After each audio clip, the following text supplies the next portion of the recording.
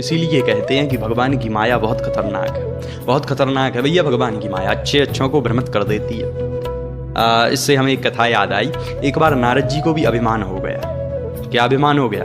कि हमसे बड़ा भक्त भगवान का इस दुनिया में दूसरा नहीं है, इस संसार में हमसे बड़ा भक्त भगवान का दूसरा नहीं है। क्यों? क्योंकि उन्हें लगा कि हम तो निरंतर नारायण नारायण का जप करते हैं, तो हमसे बड़ा भक्त कौन होगा जो श्वास श्वास पर भगवान का नाम ले रहा है। तो नारद जी को लगा कि चलो भगवान नारायण से ही इसका फैसला करवा लेते हैं। उन्हीं से पूछते हैं कि आपका सबसे बड़ा भक्त कौन है। जब वो कहेंगे कि नारद जी आप ही हो, तो मन में बड़ी गदगदता होगी, बड़ी प्रसन्नता होगी, जो है मन बड़ा प्रफुल्लित हो जाएगा। तो नारद जी वैकुंठ गए।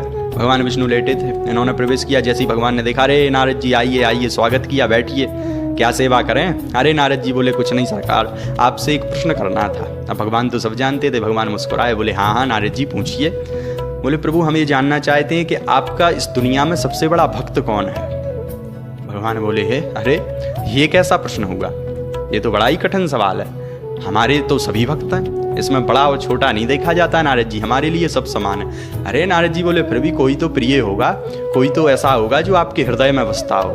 भगवान बोले हम इसका उत्तर तो आपको देना चाह रहे थे, लेकिन अभी दरअसल हमारे उदर यानी पेट में दर्द है। नारद जी चौंक गए, अरे दर्द, वो भी आपको?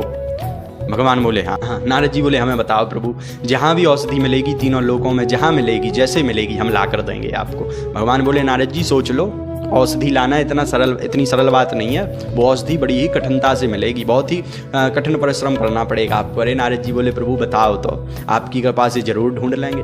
तो प्रभु बोले, भगवान बोले कि देखो नारद जी, यदि कोई मेरा प्रिय भक्त अपने चरण की रज मुझे दे दे और वो मैं अपने उदर में लगा लूँ, तो मेरे उदर का दर्द, उदर की पीड़ा बिल्कुल समाप्त हो जाएगी। नारद जी आश्चर्यचकित हो गए, बोले भक्त के चरण की रज? भगवान बोले हाँ। तो नारद जी को एक क्षण को तो लगा कि भगवान के भक्त तो हम भी हैं, लेकिन फिर उन्होंने सोचा कि अगर हम अपने चरण की रज भगवान को दे देंगे और हमारे चरण की रज भगवान लगाएंगे तो हम भगवान से विलग हो जाएंगे, हमारी भक्ति शून्य हो जाएगी, हमारे पुण्य आज तक के सारे क्षीण हो जाएंगे, हम भगवान से विलग हो जाएंगे, हम तो नरक में जाएंगे। और नारद जी ने सोचा हमारे पिताजी भी बड़ा भजन करते हैं, उनके पास चलते हैं, ब्रह्मा जी। तो नारद जी ब्रह्मलोक पहुंचे, ब्रह्मा जी से बोले पिताजी प्रणाम। अरे आओ आओ बेटा आओ, कैसे आए? बोले पिताजी आपसे एक काम था, आपके पास एक काम से आए थे। बोले हाँ हाँ बताओ क्या बात हो गई। तो नारद जी ने बताया कि आप अपने चरण की रज दे दो, भगवान के पेट में दर्द है, वो लगा लेंगे तो ठीक हो जाएंगे। अरे बोले भाग यहाँ से, तू बड़ी जल्दी हमारी टिकट कटाने के चक्कर में, अभी तो हमें बहुत जीना है, पागल हो गया है क्या?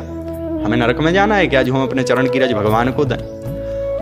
नारद जी बड़े बड़े संतों के पास गए, बड़े बड़े ऋषियों के पास गए, बड़े बड़े साधुओं के पास गए, बड़े बड़े भक्तों के पास गए, तीनों लोकों में भ्रमण किया, पर किसी ने भी अपने चरण की रज भगवान के लिए नहीं दी, सबने इंकार कर दिया। तो नारद जी घूमते फिरते टहलते वहलते श्रीधाम वृंदावन आ गए, और श्रीधाम वृंदावन में आकर के एक पेड़ की छांव के नीचे बैठ गए, बड़े ही परेशान।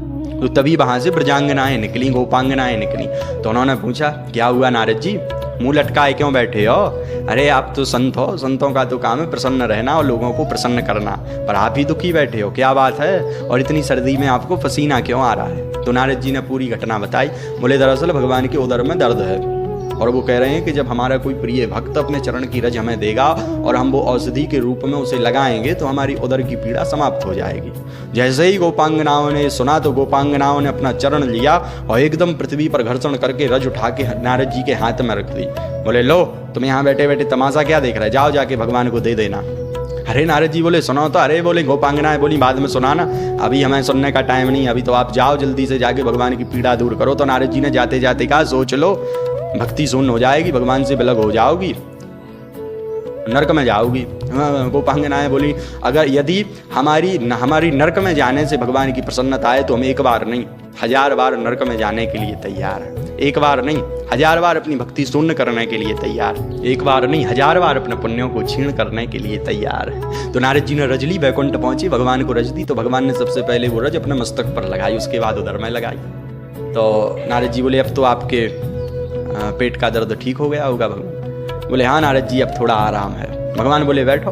तो अब तो ये प्रश्न तो भूल ही गए थे नारद जी, और बातें करने लगे। भगवान बोले क्यों नारद जी, आपको अपने प्रश्न का उत्तर तो मिल गया होगा। नारद जी बोले प्रश्न कौन सा प्रश्न सरकार? अरे बोले जो अभी आपने किया था कुछ क्षण पहले, बोले आप पूछ रहे थे ना कि मेरा इस संसार में सबसे बड़ा भक्त कौन? नारद जी बोले हाँ हाँ बताइए प्रभु।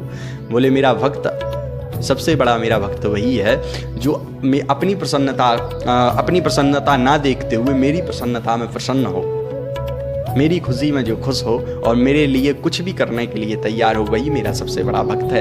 अरे ये चरण की रज मैंने भक्त की मांगी थी, भक्त तो आप भी थे मेरे, लेकिन आपने अपनी प्रसन्नता देखी। आपने सोचा कहीं अगर मैं अपने चरण की रज प्रभु को दे दूंगा तो कहीं मैं नरक ना चला जाऊं, कहीं मुझे कष्ट ना सहना पड़े, कहीं मेरे पुण्य क्षीण ना हो जाए, कहीं मैं भगवान से विलग ना हो जाऊं। लेकिन गोपांगनाओं ने ये नहीं सोचा। गोपांगनाओं ने अपने चरण की रज बिना कुछ विचार किए, बिना कुछ सोचे, मेरी प्रसन्नता के लिए खुद कष्ट सहने के लिए तैयार हो गई, मेरी प्रसन्नता में प्रसन्न हो गई।